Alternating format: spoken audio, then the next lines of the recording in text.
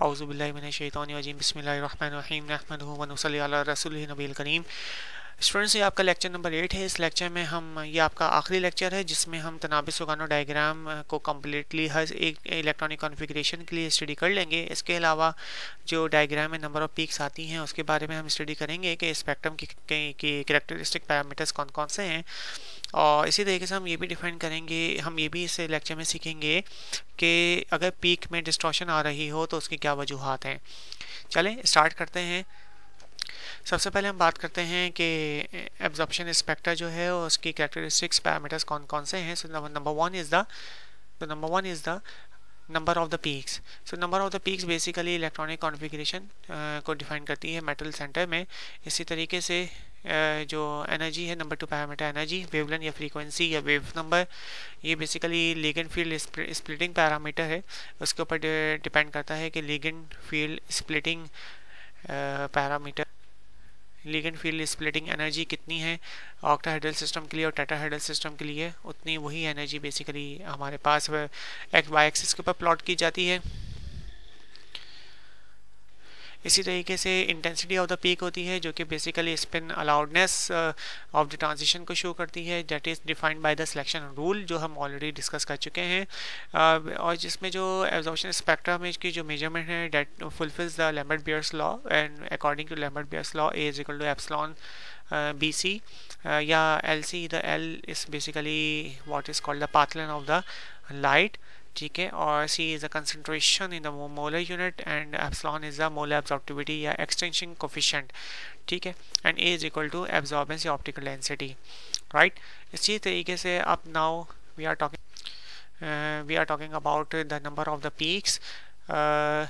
ये एक कॉम्प्लेक्स का एब्जॉर्प्शन स्पेक्ट्रा दिया हुआ है आपके पास, जिसमें हमारे पास मुख्तलिफ पीक्स आ रही हैं। तो हमने इसको इंटरप्रेट करना है कि हाउ मैनी कि ये पीक्स है किस ट्रांजिशंस की वजह से यहाँ पॉसिबल हैं। सो सबसे पहली बात तो आप इन दोनों को देखें कि 1 2 3 4 पीक्स हैं। इन 4 पीक्स में एक जो पीक है वो है कॉर्टेट A2G से कॉर्टेट T2G में, क्योंकि दोनों में की स्पिन चेंज नहीं हुई लिहाजा स्पिन अलाउड ट्रांजिशन है। फिर कॉर्टेट दूसरी है कॉर्टेट A2G से कॉर्टेट T1G, ये भी स्पिन अलाउड ट्रांजिशन है, ठीक है जनाब। इसी तरीके से कॉर्टेट A2G से डबल TG में, क्योंकि ये स्पिन चेंज हो रही है।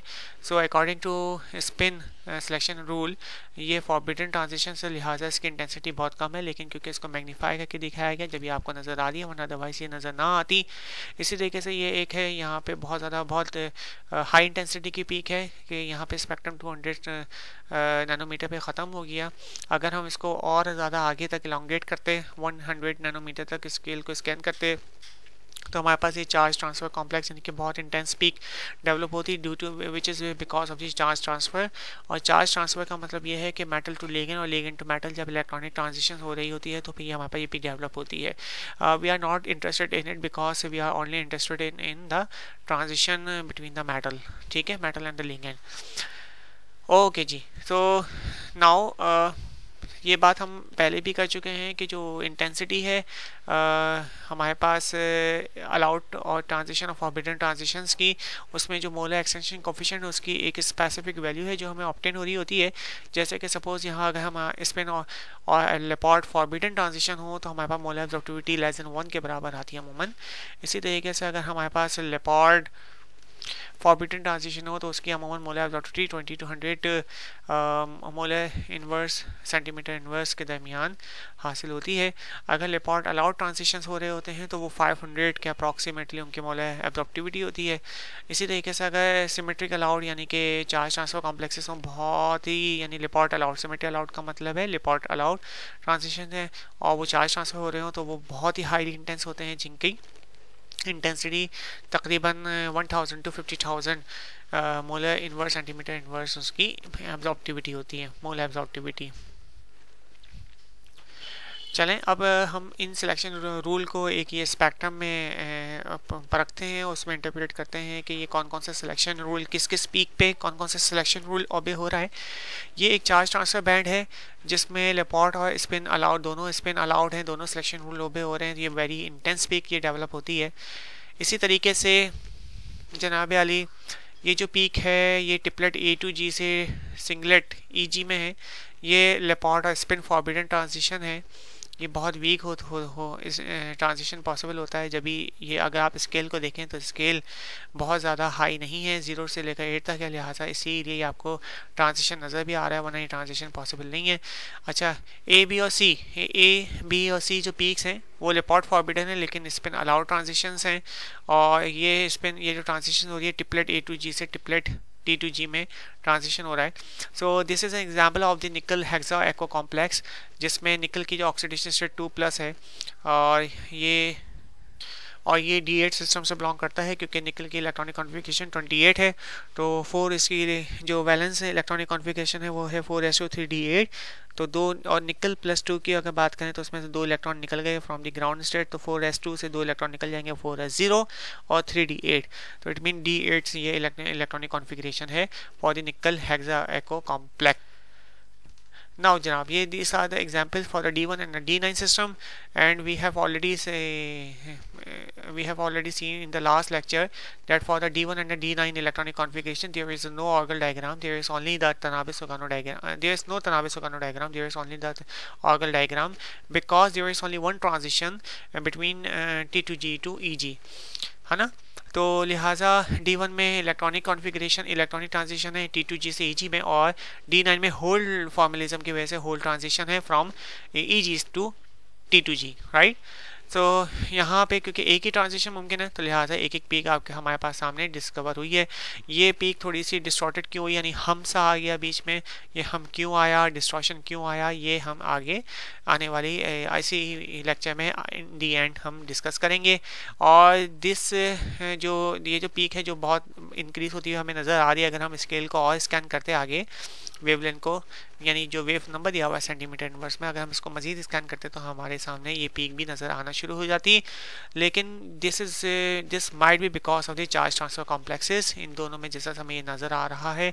And this are the example of the titanium 3+ ion which belongs to the D1 system. इसी तरीके से copper 2+ ion which belongs to the D9 system. So ये कॉपर का कॉम्प्लेक्स था, ठीक है, और ये टाइटेनियम का कॉम्प्लेक्स था, इनमें इसकी ट्रांजिशंस हमारे सामने नजर आ रही हैं because both belong to the D1 and D9 system, right. Basically हमें इसके अंदर ये देखना है कि हमारा जो लॉजिकल आंसर लॉजिकल होना चाहिए, तो हमें इसके पूरे नंबर मिलेंगे। हमें एग्जैक्ट जो है बेसिकली भले से जो है वो थोड़ा सा डिफरेंस भी आ रहा हो, लेकिन लॉजिकल बात अगर हो रही है तो हमारा आंसर वैलिड होगा। इंटरप्रेट करने में हमने हर एक लॉजिक को लगाना होगा, राइट। अच्छा जी, ये हमारे पास D2 सिस्टम की एक एग्जांपल दी हुई है, वैनेडियम 3+, और वो एल्यूमिनियम ऑक्साइड में वो मौजूद है वैनेडियम 3+। तो वैनेडियम 3+ इलेक्ट्रॉनिक कॉन्फ़िगरेशन, क्योंकि D2 इलेक्ट्रॉनिक कॉन्फ़िगरेशन है, तो उसकी जितना तनाबे-सुगानो डायग्राम है रिप्रेजेंटेड बाय दीज टू। क्योंकि ये बिल्कुल क्लियर नहीं थी, ब्लर थी, इसलिए मैंने आपको ये बिल्कुल क्लियर डायग्राम यहाँ पे लिखी हुई है, लेकिन लेबल ये थी इसलिए आपको ये भी दिखाई गई है। ये दोनों सेम डायग्राम्स हैं। यहाँ पे अगर आप देखें कि एट 20 यानी एक पार्टिकुलर एनर्जी की हम बात करेंगे, तो पार्टिकुलर एनर्जी में हमारे पास है transition from the T2G triplet T1G से टिपलेट T2G में एक ट्रांजिशन हो गया, फिर टिपलेट T1G से टिपलेट A2G में 2 ट्रांजिशंस हो गए। इसी तरीके से टिपलेट T1G से टिपलेट T1G में 3 ट्रांजिशन हो गए। तो हमारे पास 3 ट्रांजिशंस एट दीज एनर्जीज हमारे पास ऑब्टेन होनी चाहिए, और ये तीनों बैंड्स जो हैं वो accounted for the spin allowed D transitions की वजह से आएंगी। तो ये 3 टाइप्स ऑफ एनर्जी, 39.9 पे एक बैंड आएगा, 29.1 पे एक बैंड आएगा, 20.1 पे एक बैंड आएगा। इसी तरीके से ये D2 इलेक्ट्रॉनिक कॉन्फ़िगरेशन की दूसरी एग्जांपल है वैनेडियम हेक्सा का कॉम्प्लेक्स है, बल्कि ये वही है जो हमने अभी लास्ट प्रीवियस स्लाइड में देखा। वैनेडियम हेक्सा का कॉम्प्लेक्स है जिसमें वैनेडियम की ऑक्सीडेशन स्टेट 3+ है and it belong to the D2 octahedral system. इसमें देखिए, लेकिन अगर हमने इसके प्रैक्टिकल देखे तो हमारे पास 2 पीक्स आई, जबकि हमने ट्रांजिशन देखे थे कि यहाँ तो 3 ट्रांजिशन पॉसिबल हैं। ये तो ग्राउंड स्टेट यहाँ से यहाँ, यहाँ से यहाँ, यहाँ से यहाँ। तो तीसरी ट्रांजिशन कहाँ गई? तीसरी ट्रांजिशन माइट बी वो हमारी हाई एनर्जी या लो एनर्जी के ऊपर एग्जिस्ट करती हो। तो अगर हम यहाँ से देखें कि टिपलेट T1G से इलेक्ट्रॉन ट्रांसफॉर्म हो रहा है to the high energy state, that is basically triplet A2G। तो इट मीन्स कि इसकी बहुत ज़्यादा हाई एनर्जी है, और यहाँ पे जो स्पेक्ट्रा वो सिर्फ विजिबल रीजन में दिखाया गया है। अगर हम UV और मज़ीद स्पेक्ट्रा को हम एलोंगेट करें और ज़्यादा स्कैन करें आगे हाई एनर्जी पे, तो हमारे पास ये पीक भी ऑब्जर्व होना शुरू हो जाएगी। ठीक है। अच्छा, यहाँ पे आप और देखिए कि जब खाली वैनेडियम 3+ था, जब कॉम्प्लेक्स नहीं फॉर्म हुआ था, तो उसकी जो क्रिस्टल स्टेबलाइजिंग एनर्जी है वो नहीं थी, वो बिल्कुल ज़ीरो थी क्रिस्टल, क्योंकि वो स्प्लिट ही नहीं हुआ, तमाम के तमाम डी ऑर्बिटल डीजेनरेट थे। लेकिन जैसे ही लिगेंड आना शुरू हुआ तो एनर्जी बढ़ती चली जा रही है। ये एनर्जी क्यों बढ़ रही है? Basically it depends on the ligand field strength of the different ligands, जो कि यहाँ लिखे हुए हैं। तो जो crystal field stabilising energy of the different ligands, और उनकी जो सीरीज़ है उसे कहा जाता है स्पेक्ट्रोकेमिकल सीरीज़। सो आप यहाँ पे देखिए कि जैसे कि वैनेडियम हेक्सा कॉम्प्लेक्स है, उसकी स्टेबलाइजिंग एनर्जी कम है एज़ कम्पेयर टू ऑक्सीजन।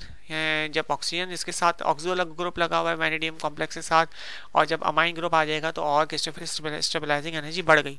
तो जब हम इसको इंटरप्रेट करेंगे तो हमारे पास पीक्स किस एनर्जी के ऊपर आएगी कि सपोज वैनेडियम हेक्सा कॉम्प्लेक्स है, उसको हम देख रहे हैं, उसकी क्रिस्टल फील्ड स्टेबलाइजिंग एनर्जी तकरीबन ये है 10-20, तो ये 27 के करीब है, 27-28 पे ट्रिपलेट T2G से ट्रिपलेट T2G में, ट्रिपलेट T1G से ट्रिपलेट T2G में जो एनर्जी आएगी ऑब्जर्व होगी वो तकरीबन होगी 0-40, तो ये होगी तकरीबन 10-20-30 10-15 है तकरीबन, ठीक है, 15 आ रही होगी, ठीक है, 15 आ रही होगी। लेकिन अगर हम इसी में अमाइन की बात करें तो इसकी जो एनर्जी है वो आ रही है तकरीबन 28 पे। तो 15 सेंटीमीटर इनवर्स के ऊपर 15 एनर्जी के ऊपर हमारे पास अगर पीक आ रही है तो वो वैनेडियम हेक्सा कॉम्प्लेक्स की है, और अगर हमारे पास ये 28 के ऊपर आ रही है तो वो अमाइन हेक्सा कॉम्प्लेक्स के ऊपर है। तो अगर यहाँ पे ये लेबल्ड हुई हुई है, जिस तरह से ये लेबल हुआ हुआ है, सो यू कैन इंटरप्रेट कि भाई किस एनर्जी के ऊपर कौन सी पीक आ रही है, किसकी पीक आनी चाहिए, ये आप इसको इंटरप्रेट कर सकते हैं, प्रिडिक्ट कर सकते हैं just by viewing the Tanabe Sugano diagram के how many transitions are possible here, और इसी तरीके से किस एनर्जी के ऊपर कौन सी पीक आएगी ये आप बता सकते हैं। इसी तरीके से अगर आपका स्पेक्ट्रम दिया जाए तो आप ये बता सकते हैं, इसको लेबल कर सकते हैं, असाइन द पीक्स को असाइन कर सकते हैं, हर ट्रांजिशन की कौन सी पीक पे कौन सी ट्रांजिशन हो रही है, ठीक है ना, ये भी हम असाइन कर सकते हैं। वो कैसे कि ये लो एनर्जी है, ये इन दोनों अगर पीक की बात करें जो कि सामने हमें नज़र आ रही है विजिबल रेंज में, तो ये लो एनर्जी है, ठीक है, और ये हाई एनर्जी है, क्योंकि आप वेव नंबर देखें, वेव नंबर इन यहाँ डिक्रीज हो रहा है या इंक्रीज हो रहा है, मतलब एनर्जी भी यहाँ डिक्रीज है या इंक्रीज होगी। तो ये लो एनर्जी है, ये हाई एनर्जी है। तो लो एनर्जी कौन सी पीक होगी? डेफिनेटली ट्रिपलेट T1G से ट्रिपलेट T2G, ठीक है, और ट्रिपलेट T1G से ट्रिपलेट T1G जो है वो हाई एनर्जी होगी, ठीक है। तो ये हाई एनर्जी के ऊपर ये ट्रांजिशन है ट्रिपलेट T1G से लेकर ट्रिपलेट T1G, और ये लो ट्रांजिशन है ट्रिपलेट T1G से ट्रिपलेट T2G, ठीक है जनाब। अच्छा जी, अब D8 सिस्टम की हम बात करते हैं। इसकी एग्जांपल निकल हेक्सा कॉम्प्लेक्स है, क्योंकि निकल 28 होता है एटॉमिक नंबर, ये हम देख चुके हैं, और निकल +2 की बात करें तो 4s2 3 D8 में से 4s2 2 इलेक्ट्रॉन निकल गए, D8 बचे, तो D8 के इलेक्ट्रॉन तनाबे-सुगानो डायग्राम ये दी हुई है। अब यहाँ पे देखिए कि ये दो कॉम्प्लेक्सेस अगर हों हमारे पास के निकल हाइड्रोक्सी कॉम्प्लेक्स है, यानी कि एको कॉम्प्लेक्स है, हेक्सा एको कॉम्प्लेक्स निकल का है। तो जनाब आप देखें D8 सिस्टम में हमारे पास जो तनाबे-सुगानो डायग्राम है वो वीक फील्ड लिगेंड हो या स्ट्रॉन्ग फील्ड लिगेंड हो, दोनों के लिए सेम ही होती है, ये बात हम पहले स्टडी कर चुके हैं। तो अब आप देखें कि यहाँ दो, जैसे आपके पास डायग्राम दिखाई गई है कि भाई क्या एक ब्लू से एक रेड से, तो आपको ये पहचानना है कि ये ब्लू वाली है या रेड वाली है। तो हमने ये देखा कि भाई 3 ट्रांजिशन है, भाई 1 2 3, अच्छा यहाँ पे देखिए ब्लू 1 2 3, तो भाई 3 ट्रांजिशन हैं, दोनों की 3 ट्रांजिशन हैं, तो इसके अंदर ये 3 पीक्स आनी चाहिए। लिहाजा क्या 3 पीक्स मौजूद हैं? तो हमने कहा बिल्कुल 3 पीक्स मौजूद हैं। तो सपोज़ करें कि अगर यहाँ पे दो जो ट्रांजिशंस दिखाई कि 3 ट्रांजिशन दिखाई गई हैं, तो 2 सिस्टम के लिए दिखाई गई हैं ब्लू एक सिस्टम, यानी एक कोई लिगेंड होगा जो हमें नहीं मालूम, ठीक है, और दूसरा हमारे पास ये एक और लिगेंड लगा हुआ है इसी निकल के साथ, ये भी हमें नहीं मालूम, और फिर हमें पहचानना हो कि बताओ भाई हम कौन सी ट्रांजिशन है, ये लिगेंड है ब्लू वाला या रेड वाला। तो ये हम कैसे पहचान सकते हैं? हम ऐसे पहचान सकते हैं कि सपोज अगर ब्लू में 3 पीक्स नहीं थी, 2 पीक्स थी, और रेड में 3 पीक्स थी, और हमारे पास 3 पीक्स थी, 3 ट्रांजिशन थी, और यहाँ ब्लू में 2 ट्रांजिशन थी, और पीक में देखें तो 3 पीक्स हैं, तो हम बोलेंगे हाँ भाई रेड वाला लिगेंड ये मौजूद है, ये लगा हुआ है हमारे मेटल लाइन के साथ, ठीक है ना। अच्छा जी, तो इस बात को यहाँ देखिए ज़रा, ये बात जो अभी हम कर रहे थे कि निकल हेक्सा एको कॉम्प्लेक्स है और निकल इथाइलिन कॉम्प्लेक्स है, भाई इन दोनों में से अब हमारे पास दोनों के स्पेक्ट्रास मौजूद हैं, और भाई हमें पहचानना है कि भाई कौन सा वाला जो स्पेक्ट्रा है वो किस कॉम्प्लेक्स का है, ये हमने पहचाना है। तो ज़रा देखिए, डॉटेड लाइन बेसिकली निकल इथाइलिन का कॉम्प्लेक्स है, और जो ब्लू वाला है वो हमारे पास निकल एको का कॉम्प्लेक्स है। तो अब हम देखते हैं कि ब्लू वाले के ट्रांजिशंस जो हैं वो लो स्प्लिटिंग एनर्जी के ऊपर हैं, और इसकी जो क्रिस्टोफिल स्टेबलाइजिंग एनर्जी है इथाइलिन कॉम्प्लेक्स की वो ज़्यादा है। तो इधर भी देख लेते हैं कि इथाइलिन लिगेंड कहाँ है भाई, इथाइलिन ये एको तो कॉम्प्लेक्स ये आ गया, और इथाइलिन ये आ गया है ना, यानी कि वाटर की स्टेबलाइजिंग एनर्जी ज़्यादा है इथाइलिन के मुकाबले में। नहीं, इथाइलिन की ज़्यादा है वाटर के मुकाबले में ना, ठीक है। इथाइलिन की क्रिस्टोफिल स्टेबलाइजिंग एनर्जी ज़्यादा है वाटर के मुकाबले में, तो लिहाजा क्या होगा कि ethylene will work as a strong field ligand and as compare to the water. तो इथाइलिन का जो हाई एनर्जी के ऊपर पीक्स आएंगे ट्रांजिशन, तो वो रेड से डिफाइन होनी है। तो भाई कितनी ट्रांजिशन है, 1 2 3, ये तीनों ट्रांजिशन को हम लेबल कर देंगे। ये है 1 2 3, कौन सी ट्रांजिशन है भाई, ये देख लेते हैं। ये हम इसको लेबल कर देना है। अगर यहाँ पे लेबलिंग हुई हुई है कि टिपलेट A2 से लेकर यहाँ पे ये लेबलिंग नहीं हुई हुई, जो भी लेबलिंग हुई हुई होगी वो हम इसको डिनोट कर देंगे, बल्कि हुई हुई लेबलिंग है। ये कौन सी ट्रांजिशन है, टिपलेट T1। इसी तरीके से टिपलेट A2 से लेकर ये है टिपलेट T1, और इसी तरीके से सिंगलेट T1 T2। अच्छा, इसी तरीके से अगर हम एको कॉम्प्लेक्स की बात करें तो इसकी 3 ट्रांजिशन हैं। कहाँ से, टिपलेट A2 से लेकर टिपलेट T2, टिपलेट A2 से लेकर टिपलेट T1, और टिपलेट A2 से लेकर टिपलेट T1। ठीक है, ये 3 ट्रांजिशन हैं, तो हमने इनको असाइन करना है कि कौन सी पीक किसकी वजह से आ रही है, इसमें हमने ये असाइन करनी है। चलें जी, यानी कि इसका मतलब ये हुआ कि निकल या कोई भी जो D electronic configuration D system होगा, तो वो मेटल आयन कोई भी हो, वो बेसिकली अगर किसी एक स्पेसिफिक इलेक्ट्रॉनिक कॉन्फ़िगरेशन से रिलेट करता है तो उसकी डायग्राम सेम ही होगी, उसकी तनाबे सुकानो डायग्राम सेम होगी। हाँ, अगर लिगेंड जो है वो डिफरेंट आ रहे हैं तो लिगेंड की बेसिकली क्रिस्टोफिल स्टेबलाइजिंग एनर्जी की बुनियाद पर जो हमारे पास नंबर ऑफ पीक्स की पोजीशन है वो डिफरेंट होएगी। यानी जो पोजीशन ऑफ द पीक है basically it depends on the crystal field splitting ligand field splitting of the ligand. ठीक है, अच्छा जी, अब हम बात करते हैं D2 D8 के कर लिए। अब हम D3 सिस्टम की बात करते हैं। तो D3 में जैसे क्रोमियम 3+ की एग्जांपल दी हुई है, इसमें सामने हमारे पास 3 पीक्स हैं, 1 2 और तीसरी ये जा रही है, और हमारे पास स्पेक्ट्रम अभी ख़त्म हो गया, स्कैन नहीं किया गया आगे। तो ये बात हम पहले भी स्टडी कर चुके हैं कि 3 पीक्स हैं, तो 1 2 ये चार्ज ट्रांसफर कॉम्प्लेक्स है, और ये 2 पीक जो हैं ये किसकी वजह से आ रही हैं, इसको हमने लेबल करना है। तो क्वार्टर A2G से क्वार्टर T2G में भैया एक ट्रांजिशन है, ठीक है भाई, ये ट्रांजिशन। दूसरी क्वार्टर A2G से क्वार्टर T1G के अंदर ये दूसरी ट्रांजिशन है, 2 ट्रांजिशन है। और क्वार्टर A2G से डबलेट EG के अंदर ये ट्रांजिशन स्पिन फॉरबिडन ट्रांजिशन है, इसको तो मैग्नीट्यूड बड़ा करके दिखाया गया है, ठीक है ना। अच्छा, अब D3 का जो होल फॉर्मुलिज्म की वजह से D7 की डायग्राम सेम होगी। तो यहाँ पे देख लेते हैं कि D7 में कोबाल्ट की एग्जांपल ली गई है, कोबाल्ट मेटल आयन की एग्जांपल ली गई है, कोबाल्ट 2+ जो कि D7 सिस्टम से बिलोंग करता है। और इसमें हम देख लेते हैं भाई कितनी ट्रांजिशन पॉसिबल है। तो जनाब वीक फील्ड में देखते हैं, क्वार्टर T1G से लेकर ये है क्वार्टर T1G से लेकर क्वार्टर T2G, और क्वार्टर T1G से लेकर क्वार्टर T1G। ठीक है, ये 2 ट्रांजिशंस पॉसिबल हैं, एक और ये 2, ये तीनों, एक और क्वार्टर A2G। ठीक है, तो एक ट्रांजिशन, 2 ट्रांजिशन, 3 ट्रांजिशन जनाब पॉसिबल है। ठीक है, और पीक देख लेते हैं यहाँ पे कितनी है।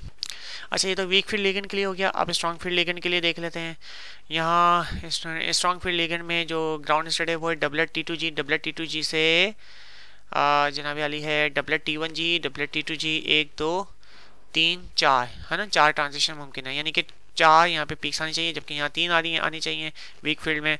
तो देखिए कि पीक्स बेसिकली 1 2 और ये 3 है तकरीबन, तो ये इसके साथ यानी कोबाल्ट के साथ वीक फील्ड लिगेंड लगा होगा, इसका मतलब ये हुआ है ना। इसके साथ स्ट्रॉन्ग फील्ड लिगेंड नहीं लगा होगा ट्रांजिशंस में। चले जी, अच्छा जी, आगे चलते हैं। और ये चार्ज ट्रांसफर कॉम्प्लेक्स की बात है। अच्छा, अब ये डबल पीक्स हैं, इन डबल पीक्स को ब्रेक करके यानी कि हाई रेजोल्यूशन पे दिखाया गया है कि ये पीक्स स्प्लिट हो गई, यानी कि 1 2 3 तीन पीक्स हो गई। तो ये वीक फील्ड लिगेंड में 3 पीक्स आ रही हैं, जबकि स्ट्रॉन्ग फील्ड लिगेंड में 4 पीक्स आ रही हैं। तो 4 पीक्स तो यहाँ नहीं है, लिहाजा कोबाल्ट के साथ वीक फील्ड लिगेंड लगा होगा। अगर आप इसको 4 पीक कंसिडर करते हैं तो ये 4 पीक्स नहीं है, क्योंकि ये चार्ज ट्रांसफर कॉम्प्लेक्स है।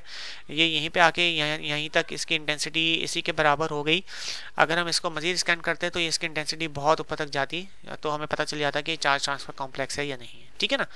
अच्छा जी, D4 सिस्टम की बात करें तो D4 सिस्टम में क्रोमियम 2+ की एग्जांपल यहाँ पे मौजूद है। यहाँ एक ट्रांजिशन है, दूसरी ये ट्रांजिशन हमें कुछ महसूस हो रही है। तो देखते हैं कि भाई कौन सी ट्रांजिशन से इसको असाइन कर लेते हैं। यहाँ पे वीक फील्ड और स्ट्रॉन्ग फील्ड का वो अगेन मामला आएगा। तो हम देखते हैं कि भाई ये वीक फील्ड इसके साथ लगा होगा या स्ट्रॉन्ग फील्ड लगा होगा। चलें देखते हैं कि भाई कितनी ट्रांजिशन मुमकिन है। तो ग्राउंड स्टेट है हमारे पास जनाब अली टिपलेट T1, ठीक है ना। तो टिपलेट T1 से, अच्छा ये टिपलेट T1 नहीं है, ये बेसिकली ग्रीन लाइन है। ग्रीन लाइन ये यहाँ पे आके ये है टिपलेट सिंगलेट T2। तो सिंगलेट T2 से ये डायग्राम हमारी आ रही है एनर्जी, नहीं सॉरी, ये बेसिकली है कॉन्टैक्ट E। तो कॉन्टैक्ट E से कॉन्टैक्ट T2, ठीक है। ये यहाँ से यहाँ एक ट्रांजिशन है, ठीक है। वीक फील्ड लिगेंड में स्ट्रॉन्ग फील्ड लिगेंड की बात करें तो ये है टिपलेट T1। तो टिपलेट T1 से लेकर triplet E1, triplet E2, 2 triplet T, triplet 1, triplet E, तो बहुत सारी ट्रांजिशन है ना। तो यहाँ पे मल्टीपल ट्रांजिशन है, इसका मतलब है कि और एक ही पीक, और स्पेक्ट्रम में देखें तो एक पीक आ रही है, इसका मतलब है क्रोमियम के साथ वीक फील्ड लिगेंड लगा हुआ होगा, राइट। अच्छा जी, आगे चलते हैं। आगे हमारे पास D6 सिस्टम है। D6 सिस्टम में भी वीक फील्ड और स्ट्रॉन्ग फील्ड लिगेंड है, और इसके एग्जाम्पल हमारे पास मौजूद फेरस की Fe2+ की, जो D6 सिस्टम से बिलोंग करता है। यहाँ पे आप देखिए कि कितनी ट्रांजिशंस हैं। यहाँ पे भी 1 2 और तीसरी ये चार्ज ट्रांसफर की ट्रांजिशन है। तो let us assign the peaks accordingly. System में ग्राउंड स्टेट है हमारे पास कॉन्टैक्ट D है ना। तो कॉन्टैक्ट D में यानी कि कॉन्टैक्ट T2 हो गया, ठीक है जनाब। तो कॉन्टैक्ट T2 ग्राउंड स्टेट से हमारे पास कॉन्टैक्ट E में एक ट्रांजिशन पॉसिबल है। वीक फील्ड लिगेंड की बात करें, स्ट्रॉन्ग फील्ड लिगेंड की बात करें तो जनाब अली ये हो जाएगी अब ground state singlet A1, singlet A1 से लेकर सिंगलेट T1, फिर singlet T2 2, singlet E3, singlet E2 4, मतलब 4 ट्रांजिशन पॉसिबल है स्ट्रॉन्ग फील्ड लिगेंड में। वीक फील्ड लिगेंड में हमारे पास एक ही ट्रांजिशन मौजूद है, और क्योंकि एक ही पीक आ रही है, लिहाजा हमारे पास इसका ये मतलब है कि Iron+2 के साथ जो है वो वीक फील्ड लिगेंड अटैच होगा। अच्छा, D5 सिस्टम की हम बात करते हैं। तो D5 सिस्टम में हमने तो ये कहा था कि भाई D5 सिस्टम में हमने ये कहा था कि वहाँ पे सिर्फ एक ही ग्राउंड स्टेट पॉसिबल है, 68S, ठीक है ना। तो 68S का मतलब ये है कि अगर हम यहाँ देखें तो कोई भी ट्रांजिशन पॉसिबल नहीं है, लेकिन हमने देखा कि स्पेक्ट्रम में तो बहुत सारी पीक्स आ रही हैं। तो बेसिकली ये सारे के सारे स्पिन फॉरबिडन पीक्स हैं। ये बात हमें पता चलेगी जब हम ये वाई एक्सिस के ऊपर मोलर एब्जॉर्प्टिविटी या एब्जॉर्प्शन की इंटेंसिटी को देखेंगे। तो आप देखेंगे 0.01 0.02 स्केल बहुत ही स्मॉल है। इट मीन्स के सारे मैग्नीफाई करके दिखाई गई है और कि ये ट्रांजिशन असाइन की गई हैं। अदरवाइज ये ट्रांजिशन जो है सारी के सारी स्पिन फॉरबिडन है, स्पिन अलाउड ट्रांजिशंस एक भी इसमें मौजूद नहीं है। अच्छा, अब इसके अंदर अगर हम नोट करें तो इसमें हम देखें कि कोई कुछ पीक जो है वो ब्रॉड हैं, यानी कुछ पीक जो है शार्प हैं, बहुत शार्प पीक्स हैं। कुछ पीक जो है वो बहुत ब्रॉड है। इनका भी रीज़न है, ये अब हम अगली स्लाइड्स में हम इसको स्टडी करते हैं। तो basically shape of the electronic जो बैंड है वो डिपेंड करता है इन 5 पैरामीटर्स के ऊपर, ठीक है। यानी सबसे पहले हम पैरामीटर्स को स्टडी करते हैं डेल्टा Q को, यानी कि क्रिस्टल स्टेबलाइजिंग एनर्जी को। सो बेसिकली डेल्टा Q जो है वो मेटल लिगेंड का जो बॉन्ड डिस्टेंस होता है, जो बॉन्ड बनता है, उसके ऊपर डिपेंड करता है कि वीक फील्ड लिगेंड है या स्ट्रॉन्ग फील्ड लिगेंड है, ठीक है। तो बेसिकली क्या होता है कि जब मेटल लिगेंड का बॉन्ड बनता है तो ये वाइब्रेट हो रहा होता है। तो वाइब्रेट होने की वजह से वो कितनी वाइब्रेशन, अगर वाइब्रेशन बहुत ज़्यादा है तो ब्रॉड पीक आती है, अगर वाइब्रेशन कम है तो हमारे पास स्ट्रॉन्ग पीक आती है। यानी अगर बॉन्ड वाइब्रेशन ज़्यादा हो रही है तो बॉन्ड लेंथ भी इंक्रीज़ हो रही होगी ना, और अगर बॉन्ड लेंथ वाइब्रेशन कम है तो बॉन्ड लेंथ भी कम इंक्रीज़ हो रही होगी। तो जिसके कम इंक्रीज़ हो रही होगी उसकी शार्प पीक आती है, जिसकी ज़्यादा बॉन्ड लेंथ इंक्रीज़ हो रही है वहाँ पे ब्रॉड पीक आती है। इस बात को एग्जाम्पल हम यहाँ पे समझिए कि ये 2 लाइन्स हैं, यानी कि 2 ट्रांजिशंस दिखाई गई नहीं है कि एक लाइन का स्लोप कम है, एक लाइन का स्लोप ज़्यादा है। तो यहाँ पे हम क्योंकि एनर्जी वाई एक्सिस के ऊपर है और एक्स एक्सिस के ऊपर हम डेल्टा डी क्यू है, यानी कि distance between the metal and ligand complex.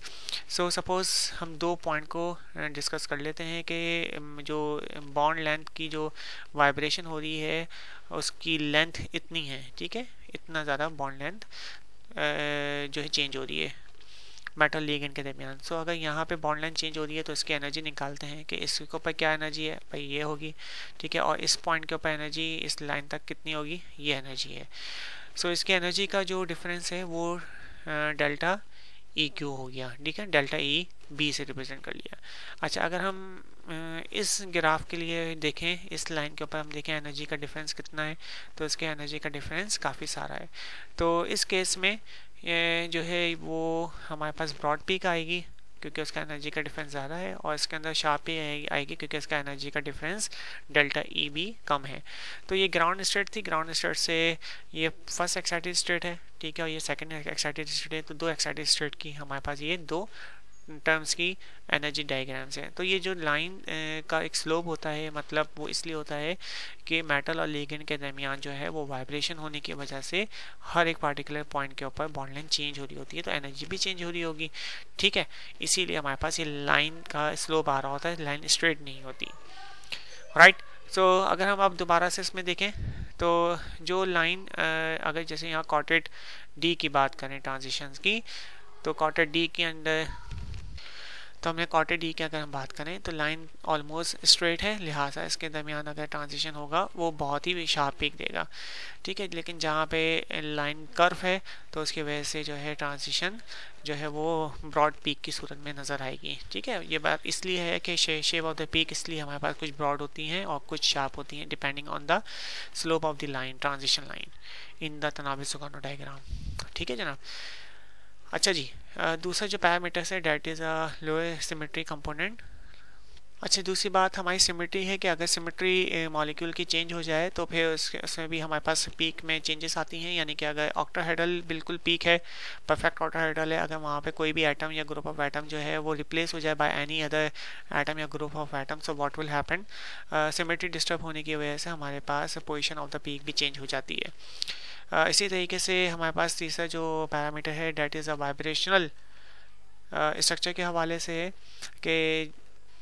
कि यहाँ पे कोबाल्ट की एग्जांपल देखें कि कोबाल्ट के साथ एक हेक्सामाइन लगा हुआ है और एक में जो है वो मॉलिक्यूल चेंज हो गया, तो जो वाइब्रेशन है मॉलिक्यूल की वो चेंज हो जाएगी और उसकी चेंज होने की वजह से हमारे पास पीक की शेप में भी चेंजेस आ रही हैं। इसी तरीके से हमारे पास जॉन टेलर डिस्टॉर्शन है। जॉन टेलर जो है बेसिकली जॉन टेलर डिस्टॉर्शन है जिसमें ये हमें इसने एक थ्योरम पोस्टुलेट किया जिसके अंदर जो है वो डीजेनेरेसी और दी स्टेबिलिटी जो है वो साइमल्टेनियसली मॉलिक्यूल में एग्जिस्ट नहीं कर सकती। अगर स्टेबल कंपाउंड होगा तो उसमें डीजेनेरेसी नहीं होगी, अगर डीजेनेरेसी रिमूव हो गई तो स्टेबल वो कंपाउंड होगा। इसी तरीके से ठीक है, तो इसे जॉन टेलर डिस्टॉर्शन कहते हैं। तो अकॉर्डिंग टू ये देखें, जैसे फॉर एग्जाम्पल ये हमारे पास जॉन टेलर डिस्टॉर्शन की वजह से जो T2GEG में वो फर्दर क्लासीफाई हो गया, उनकी एनर्जी फर्दर क्लासीफाई हो जाएगी और फिर उसके अंदर मज़ीद ट्रांजिशंस पॉसिबल ट्रांजिशंस आते हैं। सो कहने को तो यहाँ पे एक ही ट्रांजिशन मुमकिन था, लेकिन जॉन टेलर डिस्टॉर्शन की वजह से हमारे पास हम आता है, तो अक्सर जो हम आता है वो जॉन टेलर डिस्टॉर्शन की वजह से आ रहा होता है। जॉन टेलर डिस्टॉर्शन जैसे कि ये एग्जाम्पल में कॉपर और हेक्सा फ्लोरो कॉम्प्लेक्स में ये दिखाया गया है कि यहाँ पे 6 फ्लोरीन लगे हुए हैं, तो ये डीजेनेरेसी बेसिकली रिमूव हो गई in order to achieve the stability of the molecule, right. अच्छा, इसी तरीके से अब है आगे में कि स्पिन ऑर्बिटल कपलिंग अगर पॉसिबल, स्पिन ऑर्बिटल कपलिंग भी अगर हो रही हो तो फिर जो है वो शेप ऑफ द मॉलिक्यूल जो पीक है वो भी डिस्टॉर्ट हो जाती है। ये अमूमन तब होती है स्पिन ऑर्बिटल कपलिंग जब हमारे पास जब हमारे पास टर्म की वैल्यू जो है वो बहुत ज़्यादा हो, जैसे कि ट्रिपलेट, क्वार्टेट, पेंटेट, हेक्सेट। तो ये जब हम बहुत ज़्यादा हाई एनर्जी की बात करते हैं तो स्पिन ऑर्बिटल कपलिंग होने लगती है और स्पिन ऑर्बिटल कपलिंग की वजह से भी जो शेप है ऑफ दी जो पीक है वो डिस्टॉर्ट हो जाती है। ठीक है जनाब, यहाँ पे जैसे कि ये दिखाया गया है कि अगर ट्रिपलेट एफ यानी कि हाई नंबर अगर हम स्पिन मल्टीप्लिसिटी के लें तो इस इधर बहुत सारी पीक्स अपीयर हो रही हैं, जबकि सिंगलेट एस में खाली एक ही पीक अपीयर हो रही है। इस बात को कैसे समझा जाए कि यहाँ ट्रिपलेट एफ के अंदर एस की वैल्यू 3 है और एल की वैल्यू यानी कि 2 है। अगर एफ होगी इस टर्म तो एल की वैल्यू 2 होगी। तो जे की वैल्यू कैलकुलेट करते हैं, spin orbiter coupling is represented by the J. तो जे की value is equal to L S plus 1 से लेकर एल माइनस 1। तो एल प्लस 1 2 प्लस 3 5 और 2 माइनस 3 1 है ना। तो मॉडुलस में है तो मॉडुलस की वजह से ये माइनस साइन ओमिट हो जाएगा और 1 आएगी वैल्यू। तो इसका मतलब जे की वैल्यू होगी 5 3 2 1 5 4 3 2 1। तो देयर आर 5 ट्रांजिशंस। तो ये 5 ट्रांजिशन यानी कि ये मुख्तलिफ पीक्स हमारे पास हासिल होंगी। लेकिन अगर हमारे पास ये सिंगलेट स्टेट है यानी अगर स्पिन मल्टीप्लिसिटी कम है तो उस केस में एस की वैल्यू है 1 और एल की वैल्यू है 0 फॉर दिस टर्म। और अगर हम जे की वैल्यू निकालेंगे तो जे की वैल्यू सिर्फ एक आएगी, 1 आएगी। इट मीन्स के we will get only 1 peak, single peak here. ठीक है। अच्छा, अब एक और एग्जांपल हम यहाँ पे देख रहे हैं कि जो लिगेंड आने की वजह से हमारे पास पीक में क्या चेंजेस आ रही हैं, इंटेंसिटी में क्या चेंजेस आ रही हैं। सो सपोज कोबाल्ट के दो कॉम्प्लेक्सेस हैं, एक कोबाल्ट हेक्साको कॉम्प्लेक्स और एक कोबाल्ट का टेट्रा क्लोरो कॉम्प्लेक्स है। तो टेट्रा क्लोरो कॉम्प्लेक्स बहुत हाईली इंटेंस है और हेक्साको कॉम्प्लेक्स बहुत की इंटेंसिटी बहुत कम है, बहुत माइन्यूट है। ठीक है ना। तो ये किसकी वजह से हो रहा है कि क्लोरीन जो है वो एक स्ट्रॉन्ग फील्ड लिगेंड है, जबकि एक्वा जो है हाइड्रो वाटर मॉलिक्यूल जो है वो वीक फील्ड लिगेंड है। तो इसके अंदर जो लिगेंड फील्ड स्टेबलाइजिंग एनर्जी है वो क्लोरीन की वो ज़्यादा है as compare to the water molecule. तो ये अमूमन इस तरह से होता है कि कोबाल्ट का जो वाटर मॉलिक्यूल है उसकी कम इंटेंसिटी आती है और क्लोरो कॉम्प्लेक्स जो होता है उसकी हाई इंटेंसिटी आती है। So this is end of the lecture. यहाँ पे आपके तमाम लेक्चर्स और तमाम टॉपिक अल्हम्दुलिल्लाह कंप्लीट हो चुके हैं। जज़ाकल्लाह खैर। अस्सलाम वालेकुम व रहमतुल्लाहि व बरकातहू।